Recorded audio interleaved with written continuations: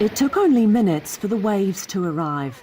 The tsunami engulfing Tonga's main island, Tonga-Tapu. The water rushing ashore into homes. And this church in the capital, Nuku'alofa. This woman was streaming live on Facebook when the waves swept through. They were triggered by this, the underwater Tonga-Hunga Ha'apai volcano, just 70 kilometres from the Tongan capital. It's been erupting for weeks, but on Friday violent activity increased, including a record-breaking amount of lightning. There was this giant explosion, which scientists think is a 1 in 1,000-year event for this sort of volcano. It takes about 1,000 years to fully recharge, so it just happened to be around at the point where it has unleashed a vast amount of its magma in a really explosive way. It's probably one of the most energetic explosions of the entire 21st century so far. The eruption was so big it could be seen from space, and between that and the tsunami, significant damage is being reported in Tonga. New Zealand is planning to send military aircraft to check the damage, but with an almost 20,000-metre high ash cloud, it's not yet safe to fly.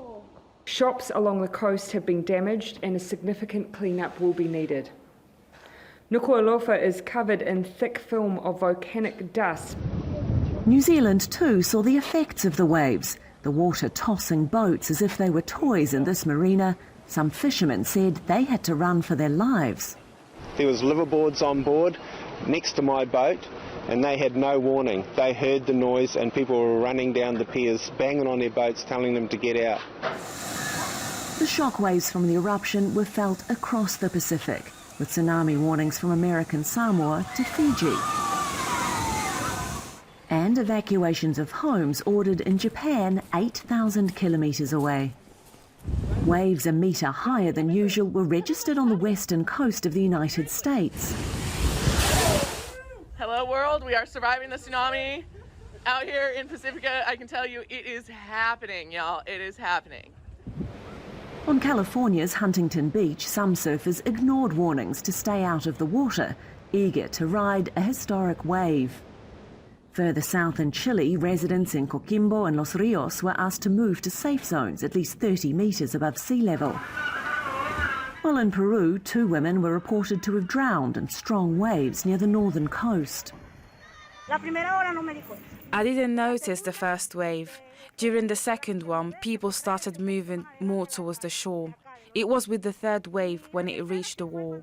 On the fourth, everything got flooded and the water reached up to my knees. The tsunami threat has receded, but reports of damage are still coming in, and the eruption in Tonga may not be the last. Alexi, Al Jazeera.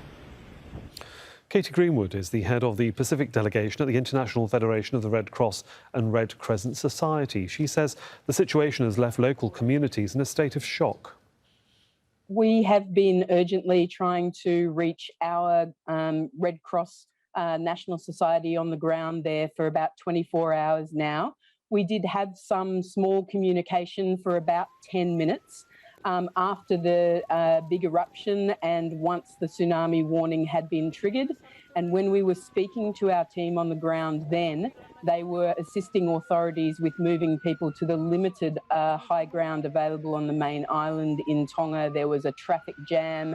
There was lots of shock because even though people have been experiencing these smaller eruptions for the last month or so, this really came out of the blue in terms of the size and scale of this eruption.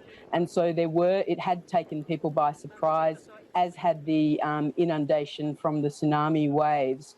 We are very much looking forward to hearing from the lower lying atolls and islands closer to where the eruption is taking place. It's there that we do have some fears about what may have happened, and we're able to triangulate some information from our key humanitarian partners around the Pacific at the moment, but we are very keen to hear about that situation.